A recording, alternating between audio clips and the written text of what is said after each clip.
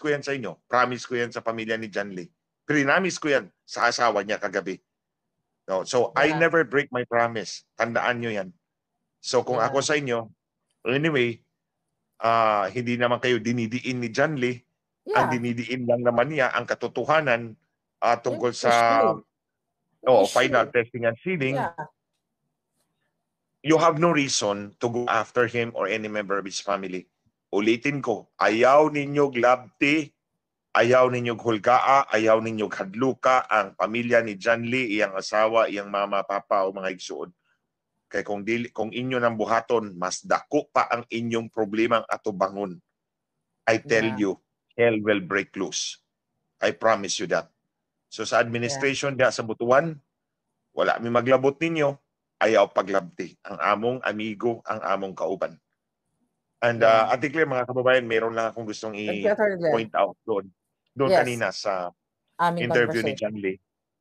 Nung sinabi niya na the following day ay nag-demonstrate ang COMELEC in front of the media.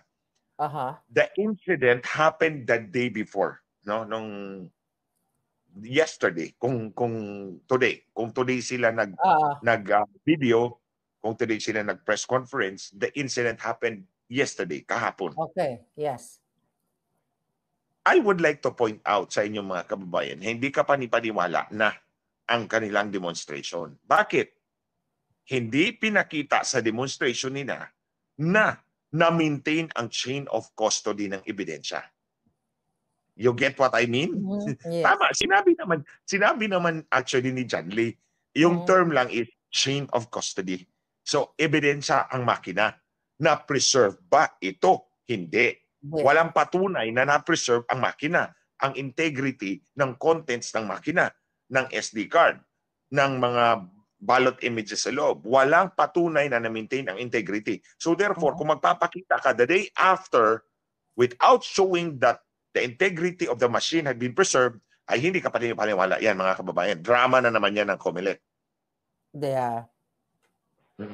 Grabe. So, yun nga, Attorney Glenn, at least nga naliwanagan yung ating mga kababayan. At medyo baka matakot na yung mga umaaligid-ligid kay John Lee. Alam mo, nakakatuwa, kasi ako natutuwa ako pag may mga nakakausap ako talagang mga kababayan na yung faith in God is very strong. And we need people. We need people like we need John people Lee, like that. Yeah. So, ayun na nga. So, alam nyo, bigla ko naalala yung speech ko sa Daig nung March 23, nung pumunta ako doon, sinabi ko doon sa stage na mahal po pala ang makikipaglaban ng tama. Actually, na-interview ako ng isang media doon, nakalimutan ko na kung which media agency. But ganun pa man, mahal talaga, Attorney Glenn, yung makipaglaban ng tama. Pero sa kabila ng mga, threats sa atin, now, John Lee, hindi tayo susuko. Hindi natin titigilan. Yes, of course. Kasi yan yung purpose nila ng mga kalaban ng bayan, na sindakin tayo, matakot tayo, tapos manahimik tayo para panalo sila. But in our case, no, hindi kayo mananalo. Kaya tuloy-tuloy ang ating pag-uusap, Attorney Glenn, dahil alam ko may na-discover na naman tayo na bago. Ito mabigat to, Ate Claire. Yes. Mabigat to. Dito muna tayo sa yung pinag-usapan natin ng araw ng eleksyon. Kung natandaan ninyo mga kababayan, and this is really, kumbaga, sabihin na natin breaking news ito. Breaking news ito kasi na-discover ko lang to nung nag-conference kami ni Ate Claire, si John Lee at ako kanina. Meron akong hawak dito na print out.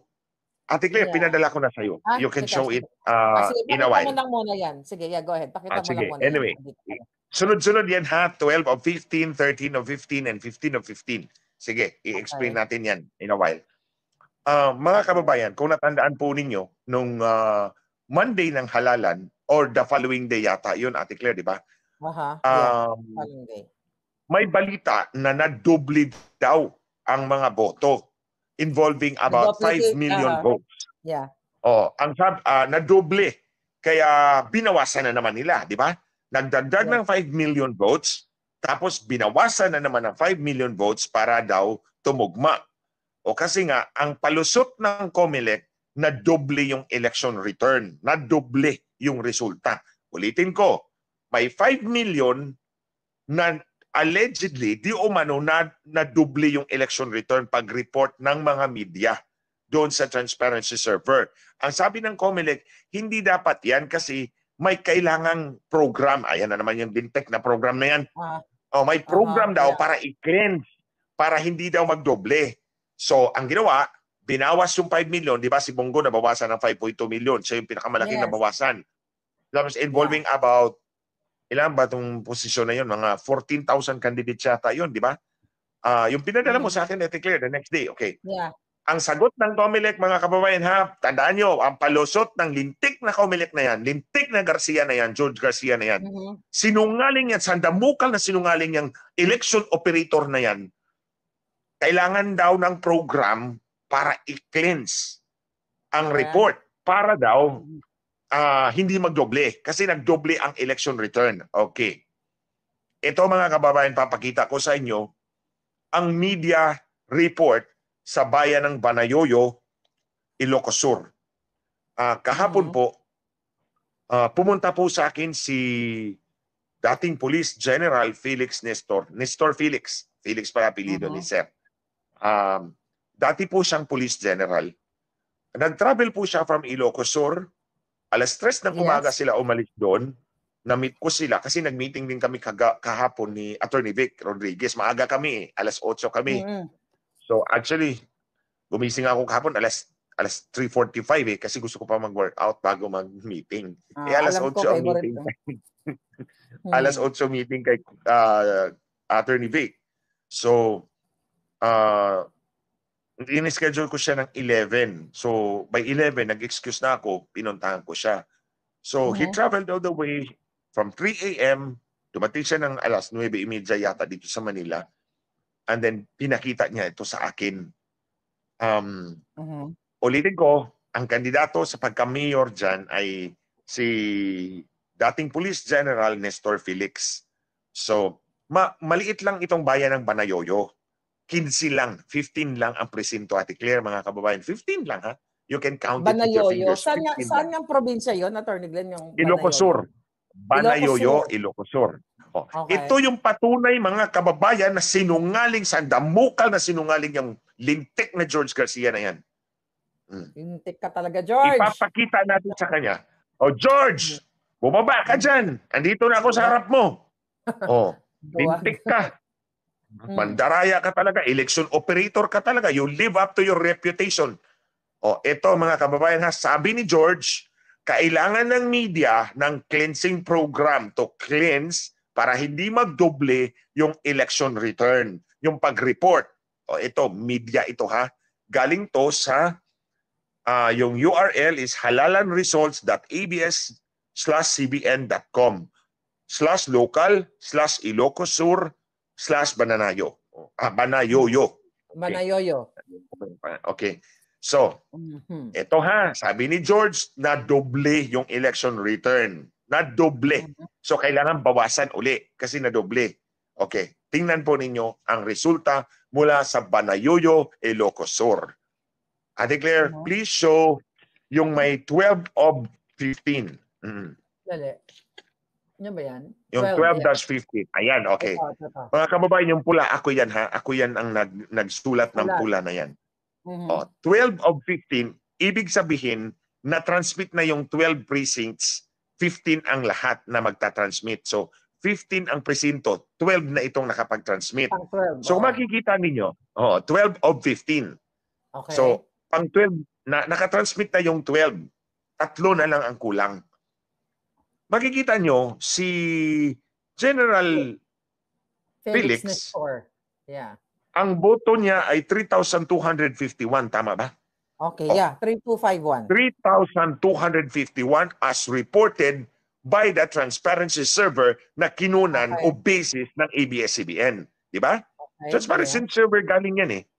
So, ang boto ni General Felix ay 3,251 for Mayor of Banayoyo. Lamang siya ng 891 votes kay Galanga Alex. Kay Alex. Kasi si Alex ay 2,360 lamang. Di ba? Yeah. Tama ba? So lamang na si General Felix. And remember, maliit na bayan to. Dapat nanalo na siya. Okay, 891 na ang lamang ni General Felix. Tapos ang boto niya ay 3,251. Next Okay. slide, Ate Claire. Nang mag-transmit ang precinct number 13. Okay. Ayan, 13 of 15. Nadagdagan ng isang presinto. Bumagsak ang boto ni General Felix to 2,750. Tama ba? 2,750. Paano 3,000 nangyari? na yan. O yan, yun na nga. Ayan, from 3,000, pagdating dito, naging 251. 2,750.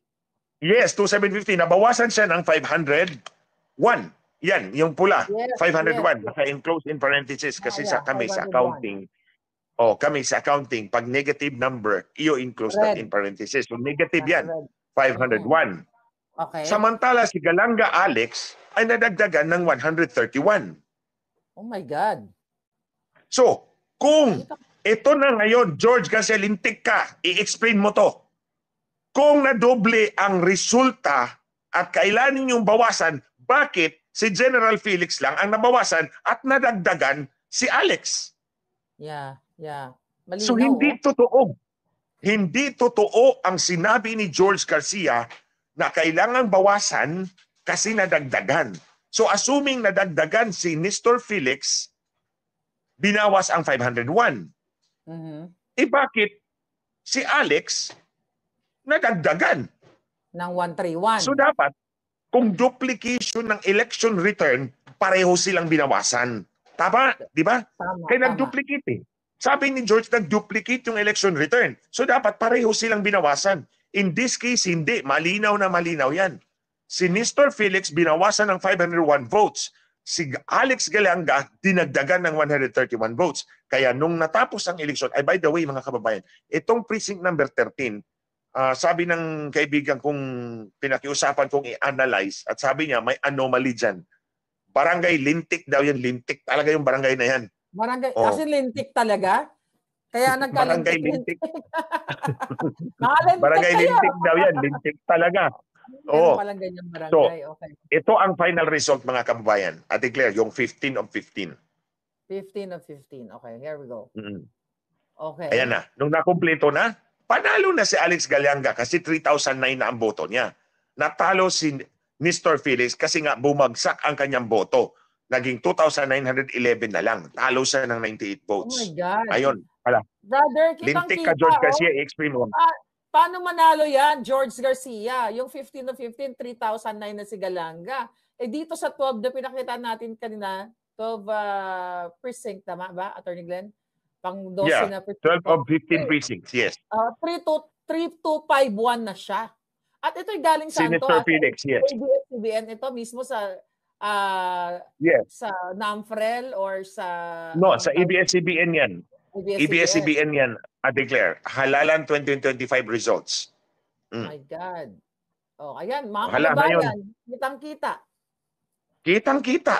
Oh, napabulaanan ang kasinungalingan ni George Garcia, mga kababayan. Big time. Sabi ni George Garcia, yung 5 million na doble ang pag-report. Na doble yung election return. Bakit dito sa precinct 13 of 15, yung isa na dagdagan, yung isa na bawasan? Oh, dapat, kung nagdoble yan, pareho silang binawasan. Di po ba? Nagdoble eh. Kung nagdoble ang election return, balikan mo, Ate Claire, yung 13 of 15. 13 of 15. Ayan. Yan, oh. Kung pareho silang, kung nadoble ang election return, pareho silang may addition. So, dapat pareho silang babawasan kasi nadoble. And the fact is, ang isa binawasan, ang isa dinagdagan. So, hindi totoo ang sinabi ni George Garcia. Mali. Kasinungalingan. Lintik talaga tong lintik talaga tong election operator na to. Naging chairman pa ng COMELEC. Kaya nga. Anong hakbang na ginawa ni Sir Felix Nestor? Actually, Ate Claire, ano ginawa niya? Ang balak, ang sinabi ko sa kanya, actually, itong ngayon, mga kababayan, na-discover ko lang to habang nagko-compute ako. Hindi ko to nakita kahapon nung nag-meeting kami. Ang sabi ko sa kanya, mag-file siya ng election protest because that's the only way to go and open the ballots. So nag-usap kami ng kanyang abogado sa Baguio City kahapon. So by phone. Pero itong discovery ko na to na si General Felix ay binawasan, ang kalaban ay dinagdagan. At natandaan ko, yung 5 million na sinabi ni George Garcia, nagdoble ang pag-report ng election return. Kaya babawasan uli natin, kaltasin natin yung pangalawa kasi nadoble. Kung nadoble, dapat pareho yung dalawang kandidato binawasan. Hindi yung isa lang ang binawasan, dinagdagan pa ang isa. And in fact, Ate Claire, mga kababayan, may kasama itong statement of votes. Pinadala ko to sa aming grupo. Ang grupo namin nga pala, mga kababayan, is United People's Initiative. Kabilang po dyan si General Romeo Poque, si General Eliseo Rio, andyan si Gas Lagman, si Atty. Mel Magdamo, si Captain Ray Valeroso, si Captain General Dado Valeroso, ako, kami nandyan. Meron kaming resident cyber security expert. So pinadala ko to, pina-analyze ko. At kanina, narinig mo, Ate Claire, sinabi niya, may nahanap ako dyan, may nakita ako dyan statistical anomaly sa bayan ng Banayoyo. So, George, lintik ka talagang operator ka talaga. Election operator ka talaga, George. Tang-ina mo. So, mandaraya ka talaga, sinungaling ka pa. Well, kitang-kita naman natin ang pandaraya, lalo ka na, 2010, you know. So, ang curious lang ako, kasi alam naman natin na expensive yung electoral protest. Dito ba sa level ng mayoral, how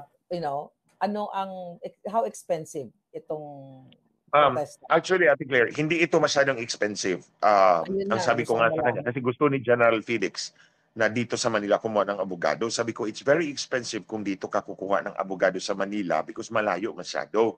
It's 6 hours to 8 hours drive to go there. So, kumuha siya ng abogado sa Baguio City. And then, ito kasi, maliit na bayan lang to. Ang jurisdiction ng election protest is regional trial court. So, wala po silang regional trial court doon sa kanilang sa Banayoyo. Sa kabilang bayan meron.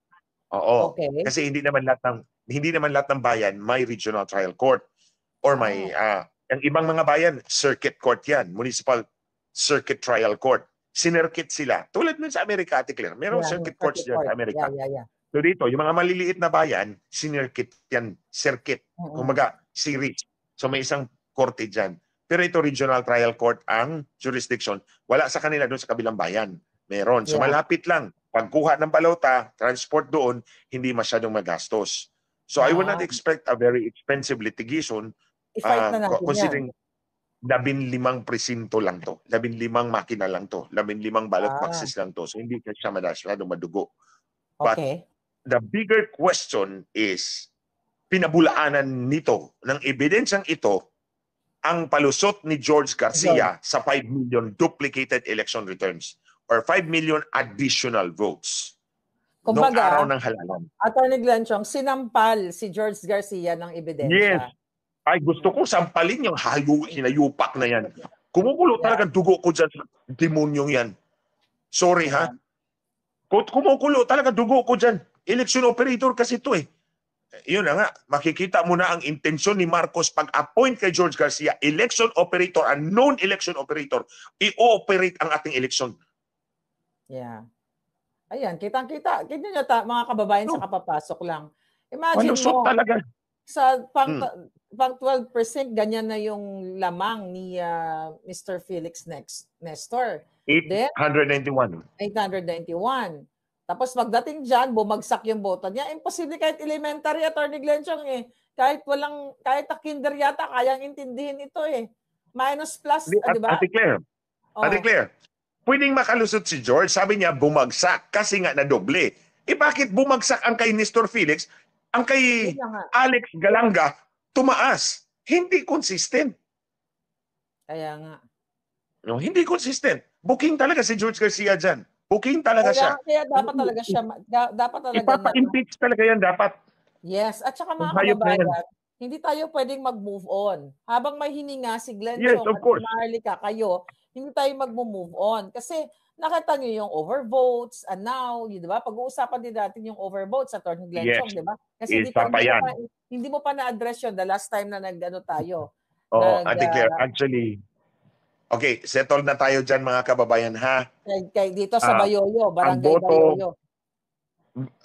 bayan ng Banayoyo. Barangay Lintik. Banayoyo pala, Bayoyo. Bayuhin ko kaya si George. Ay, nako. Bayan ng Banayoyo, ang subject ng presinto, ang subject na Barangay Lintik. Lintik talaga si George Garcia Mandaya.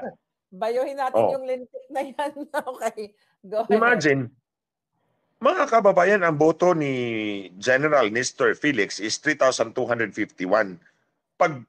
Pagpasok ng Barangay Lintik, naging 2,750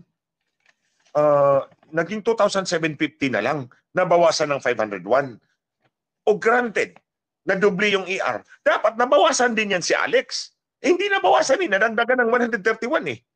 Yeah. So ibig sabihin, hindi totoo ang palusot ni George Garcia. Palusot lang talaga yung daya niya. Tangkina talaga itong Lintik na operator na to. Curious lang ako. Ito bang si Galanga Alex under sa picket ng mga ngagva? Gusto ko lang malaman. Hindi ko alam, Ate Claire, kasi ang parte niya is bilig eh. Ang partido niya is bilig. So baka si General Felix is independent. Independent. Okay. Sige, at least na ipakita natin sa ating mga kababayan na hindi totoo ang sinasabi ng COMELEC na walang aberya yung halalan 2025. Ang question dyan, Ate Claire, yung 5 million. 5 million na nadagdag na hindi pala totoo ang panutsot ng COMELEC. Yun mga kababayan. Now, because of this, sabi ng media, nadagdagan ng 5 million. Sabi ni Garcia, babawasan na din 5 million kasi nadoble. This is evidence na hindi totoo ang sinabi ng COMELEC. Ano gagawin natin? Bibilangin natin ng mano-mano ang mga balota uli. Yun lang ang solusyon dyan. Dito tayo, Ate Claire, sa isa pang pasabog.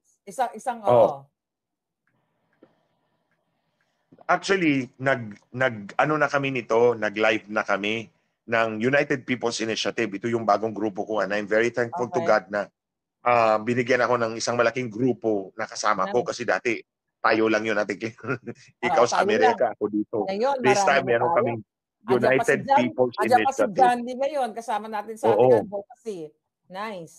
So tandaan nyo yan mga kababayan, you can go to the page also of United People's Initiative. Nag-a-update po sila doon. Ginorgor nila ako, at least nandyan ang United People's Initiative. Si General Rayo nandyan nagpo-post din. Now, sa website ng NAMFREL, lumabas yung total number of overvotes for senator. Ang sabi mo, Ate Claire, 18 million. That's the totality. The totality, yeah. Yeah, the totality. For senators, it's 16 16,801,212. 16.8, yeah. 16 million. Sandali, kinuha ko yung data ko. Nakita mo na? 16,801,000 800 party list. Analytics. Tinitingnan ko sa analytics ng NAMFREL right now. So,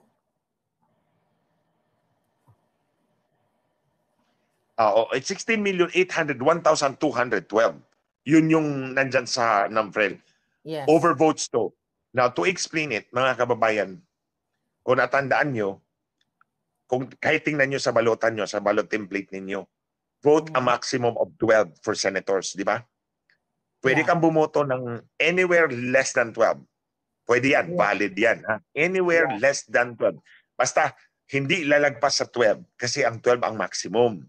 So, kung bumoto ka ng 1, 2, 3, 4, 5, 6, 7, 8, 9, 10, 11, hanggang 12, valid ang boto ninyo. However, kapag lumagpas ka sa 12, overvoted yan. So, wala ni isang kandidato ang bibigyan ng boto mo kasi lumagpas ka. So, you get it na, ha? Yeah. 12 ang maximum, ha? 12 ang maximum. Hindi ka pwedeng lumagpas sa 12 kasi overvoted. So, pag overvote na yan, wala nang mabibigyan ng boto mo. To that extent, na disenfranchise ang boto mo dahil lumagpas ka. So yun ang Yeah. ibig sabihin ng overvote. Okay. Sa senator,